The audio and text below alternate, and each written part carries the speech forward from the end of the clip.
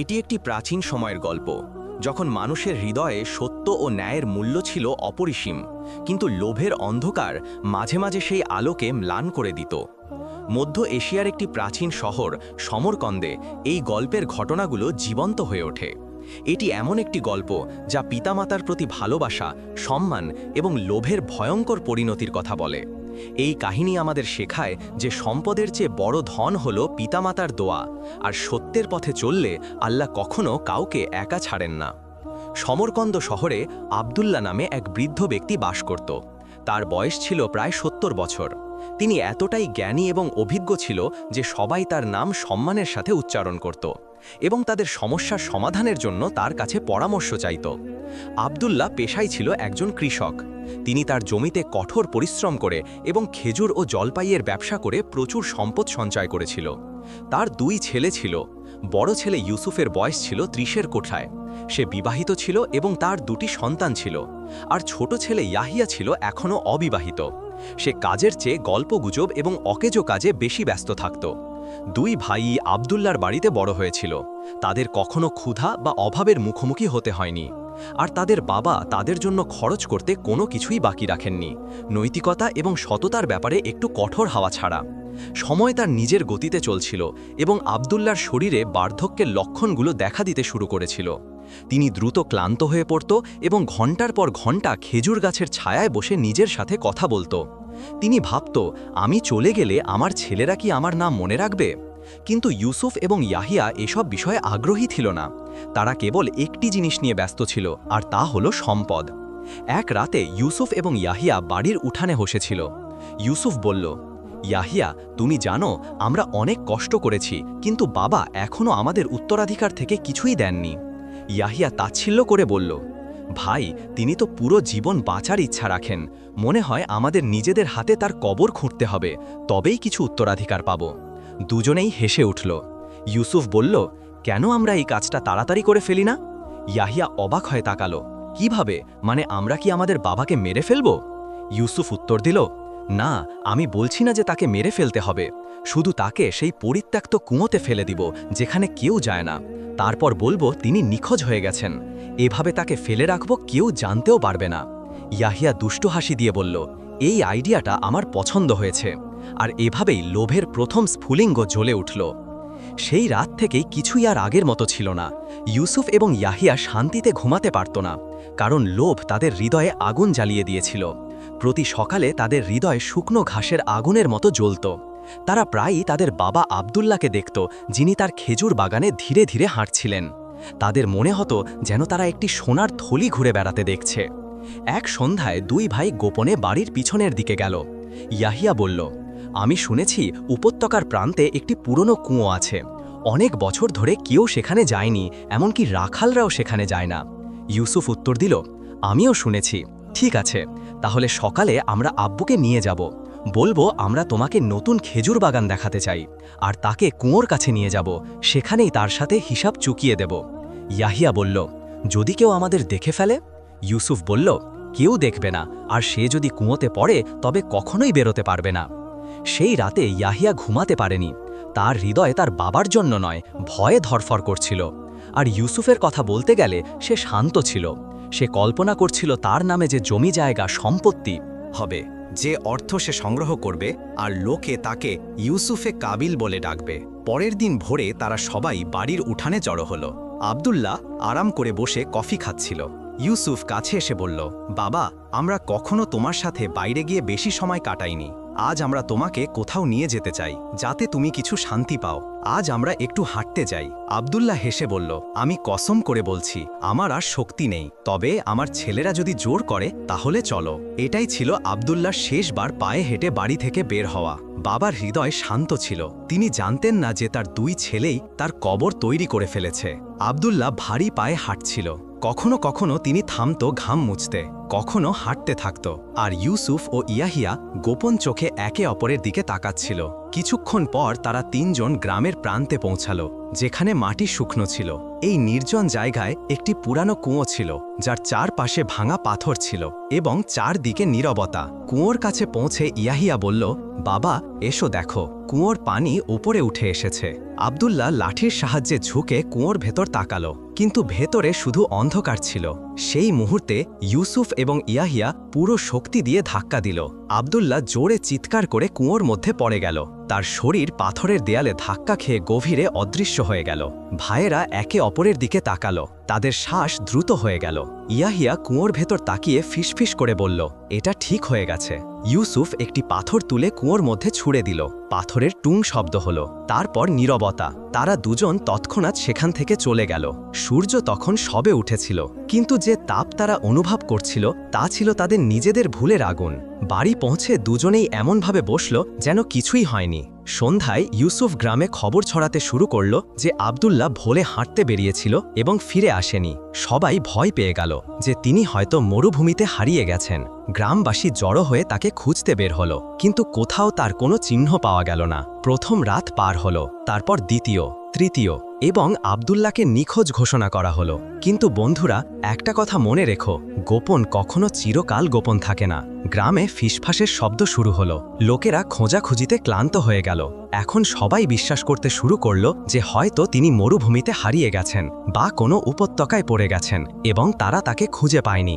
ইউসুফ এবং ইয়াহিয়া লোকের সামনে দুঃখী অভিনয় করছিল, কিন্তু গোপনে তারা দিন গুনছিল যখন তাদের বাবাকে আনুষ্ঠানিকভাবে মৃত ঘোষণা করা হবে, যাতে উত্তরাধিকার তাদের নামে হস্তান্তর হয়। 40 দিন পর তারা সাহস সংগ্রহ করে তার মৃত্যু ঘোষণা করল। তারা মসজিদের ইমামকে ডাকল এবং একটি ছোট ঘোষণা লিখে মসজিদের জানালায় টাঙিয়ে দিল। আমরা আব্দুল্লাহ বিন হাসানের বিশ্বস্ততার কথা জানাচ্ছি, যিনি দৃষ্টি থেকে অদৃশ্য হয়ে গেছেন।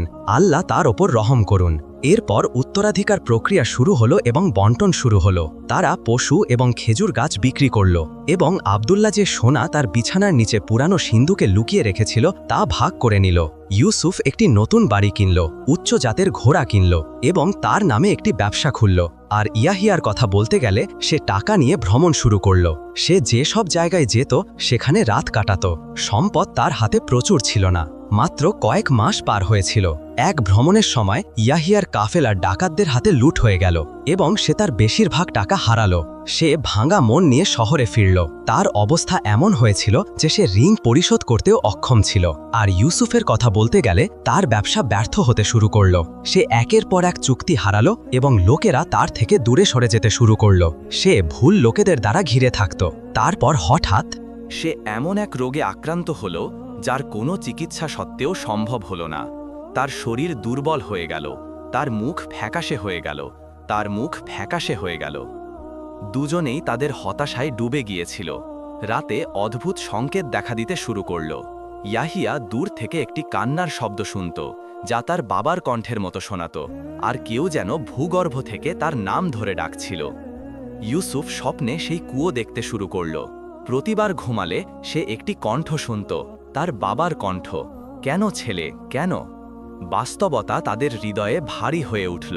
রক্তের বিনিময়ে অর্জিত সম্পদ তাদের সুখ আনেনি, বরং ধীরে ধীরে তাদের মেরে ফেলছিল। প্রতি রাত ইউসুফ এবং ইয়াহিয়ার জন্য খুব ভারী হয়ে উঠল। যখনই বাতি নিভে যেত তাদের হৃদয়ে অনুশোচনার আগুন জ্বলে উঠত, কিন্তু কেউই সাহস করে উঠতে পারেনি। ইয়াহিয়া বাড়ি থেকে বের হওয়া বন্ধ করে দিয়েছিল। তার মুখ ফ্যাকাশে হয়ে গিয়েছিল এবং তার পদক্ষেপ ছিল এলোমেলো। যখনই সে ঘুমিয়ে পড়ত সে কানে হাত দিয়ে চিৎকার করত, চুপ করো, চুপ করো। কিন্তু সেই কণ্ঠ তার কানে নয়, তার আত্মায় প্রতিধ্বনিত হচ্ছিল। ইউসুফও মৃতদেহের মতো জীবনযাপন শুরু করেছিল। একবার সে হঠাৎ ভয়ে জেগে উঠে চিৎকার করল, বাবা, আমি তাকে কুয়োতে দেখেছি, সে হাত বাড়িয়েছিল। তার স্ত্রী ভয়ে দৌড়ে এলো, কিন্তু বুঝতে পারল না সে কি বলছে। দিনগুলো কেটে গেল এবং তার অবস্থা আরও খারাপ হয়ে গেল। এক রাতে সে একা বাড়ি থেকে বেরিয়ে গেল এবং গ্রামের রাস্তায় হাঁটতে শুরু করল। ইউসুফ ইয়াহিয়ার বাড়ির কাছে এসে পাগলের মতো দরজায় ধাক্কা দিতে শুরু করল। ইয়াহিয়া দরজা খুলল। তার মুখে ক্লান্তি এবং অসহায়ত্বের চিহ্ন ছিল। ইউসুফ কাপা কণ্ঠে বলল, ইয়াহিয়া, আমাকে সেই কুয়ো দেখতে হবে। ইয়াহিয়া ঘাবড়ে গেল, তারপর জিজ্ঞাসা করল, তুমি কি করতে চাও? ইউসুফ বলল, হয়তো সে এখনো জীবিত, সেই কণ্ঠ কখনো থামেনি, তুমিও তাকে শোনো, তাই না? ইয়াহিয়া চুপ করে রইল, সে মিথ্যা বলতে পারল না, অস্বীকারও করতে পারল না। দুজনেই একে অপরের দিকে তাকিয়েছিল, তাদের হৃদয় ভয়ে ধড়ফড় করছিল। পরের সকালে গ্রামে একটি অদ্ভুত খবর ছড়িয়ে পড়ল। একজন রাখাল উপত্যকা দিয়ে যাওয়ার সময় তার পশুদের পানি দেওয়ার জন্য একটি পুরানো কুয়োর কাছে থামল। সেখানে সে কিছু শুনল। গভীর থেকে একটি দুর্বল এবং বেদনাদায়ক কাতরানির শব্দ আসছিল। রাখাল দৌড়ে গ্রামবাসীদের কাছে গিয়ে বলল যে কুয়ো থেকে কারো জীবিত থাকার শব্দ আসছে। লোকেরা বাতি এবং দড়ি নিয়ে কুয়োর কাছে পৌঁছালো। ইউসুফ এবং ইয়াহিয়া দূরে দাঁড়িয়েছিল, তাদের শরীর কাঁপছিল, বাস্তবতা ধীরে ধীরে প্রকাশিত হচ্ছিল। গ্রামবাসী কুয়োর চারপাশে জড়ো হলো। কেউ বিশ্বাস করছিল না যে এতদিন পরও কেউ সেখানে জীবিত থাকতে পারে। কিন্তু রাখাল যে শব্দ শুনেছিল তা কল্পনা নয়, বরং একটি সত্যিকারের দুর্বল কাতরানি ছিল, যা এখনও বেদনাদায়কভাবে চিৎকার করছিল। তারপর তারা একটি বড় বালতিতে একটি ছেলেকে বসিয়ে দড়ি দিয়ে বেঁধে নামাতে শুরু করল। লোকেরা ঘন্টার পর ঘন্টা অপেক্ষা করছিল। তারপর হঠাৎ নিচ থেকে তার কণ্ঠ ভেসে এলো, এই বৃদ্ধ এখনও জীবিত, আল্লাহর কসম। সবাই হতবাক হয়ে গেল। চিৎকার আরও জোরে হলো এবং লোকেরা অবাক হয়ে গেল। ইউসুফ এবং ইয়াহিয়া স্থির হয়ে গেল এবং তাদের মুখে ভয়ের ছায়া পড়ল। তারা তাদের জীবন বাঁচানোর চেষ্টা করছিল। তারপর দড়িটি ধীরে ধীরে টানা হলো এবং সবার চোখ কুয়োর দিকে ছিল। তারপর একটি দুর্বল ক্লান্ত শরীর দেখা গেল, যা কাদা এবং পঙ্কিলতায় ঢাকা ছিল। ক্ষুধার কারণে তার হাড় বেরিয়ে গিয়েছিল এবং মুখ ফ্যাকাশে হয়ে গিয়েছিল, কিন্তু তার চোখে এখনও জীবনের একটি স্ফুলিঙ্গ ছিল। কেউ জোরে চিৎকার করে বলল, আব্দুল্লাহ জীবিত, সুবহান আল্লাহ। কণ্ঠগুলো আরও জোরে হলো। বিস্ময় ধীরে ধীরে কৃতজ্ঞতায় পরিণত হলো। বৃদ্ধ বেশি কথা বললেন না, তার চোখ শুধু দুইজনের দিকে স্থির ছিল, ইউসুফ এবং ইয়াহিয়া। গ্রামের এক যুবক তার কাছে এসে তাকে সাহায্য করল।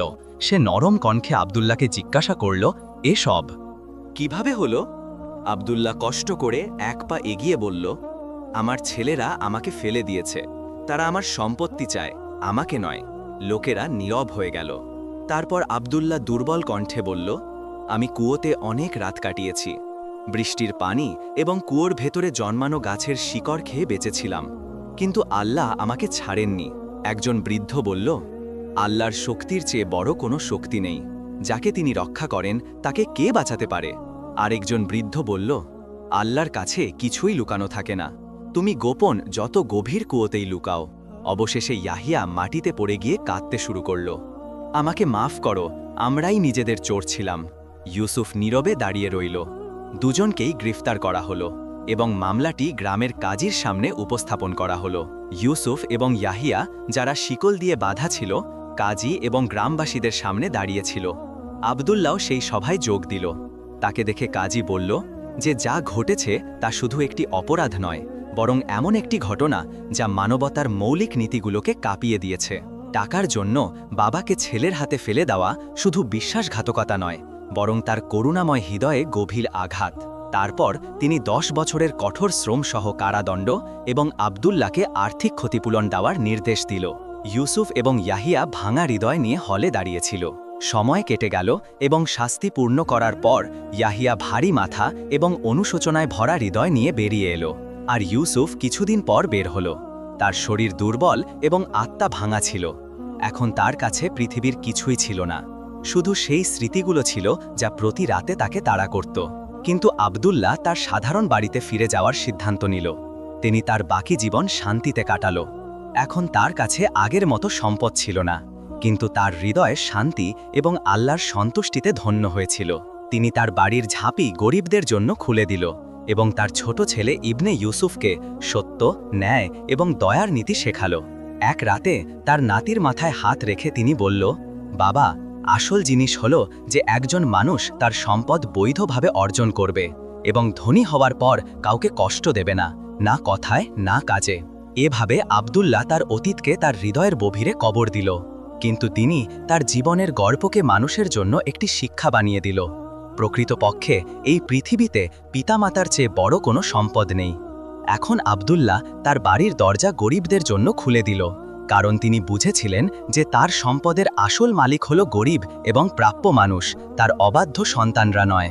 প্রিয় বন্ধুরা, এই গল্প থেকে আমরা গুরুত্বপূর্ণ শিক্ষা পাই, যা আমাদের দুনিয়া এবং আখিরাত উভয়েরই যত্ন নিতে পারে। সবসময় মনে রাখো যে পিতামাতা তারা, যারা আমাদের জন্ম থেকে বৃদ্ধ বয়স পর্যন্ত তাদের আরাম এবং সুখ ত্যাগ করে আমাদের লালন পালন করেন। তাদের শুধু কথায় নয়, হৃদয় এবং কাজ দিয়েও সম্মান করা উচিত। যে ব্যক্তি তার পিতামাতার সেবায় আনন্দ অনুভব করে, তার জীবনে আল্লাহর রহমত নেমে আসে। সম্পদ একটি পরীক্ষা এবং লোভ মানুষকে মূর্খ করে। যখন একজন মানুষ লোভের কারণে তার নিকটতম সম্পর্কগুলোকে আঘাত করে, সে শুধু তাদের ক্ষতি করে না, তার নিজের ভাগ্যকেও ক্ষতিগ্রস্ত করে। পৃথিবীর কোনো সম্পদ পিতামাতার ভালোবাসা এবং দোয়ার সমান হতে পারে না। স্বার্থপরতা মানুষকে একা করে দেয়। যে ব্যক্তি শুধু নিজের সুবিধার কথা ভাবে, সে ধীরে ধীরে তার চারপাশের সবার কাছ থেকে ভালোবাসা, বিশ্বাস এবং সম্মান হারায়। জীবনে কঠিন সময় নিশ্চিতভাবে আসে, কিন্তু যে ব্যক্তি সেই সময় ধৈর্য এবং বিশ্বাস ধরে রাখে, শেষ পর্যন্ত সফল হয়। যে আল্লাহর উপর ভরসা করে, সে কখনো হতাশ হয় না, কারণ সে জানে যে প্রতি অন্ধকার রাতের পর নিশ্চিতভাবে আলো আসে। সত্য বলা এবং আমানত তার প্রকৃত মালিকের কাছে পৌঁছে দেওয়া শুধু একটি গুণ নয়, বরং একজন মুমিনের পরিচয়। যে ব্যক্তি প্রতারণা করে, সে তার চরিত্র নষ্ট করে। বিশেষ করে তাদের সাথে কখনো বিশ্বাসঘাতকতা করো না, যারা তোমার লালন পালনে তাদের সবকিছু দিয়েছেন।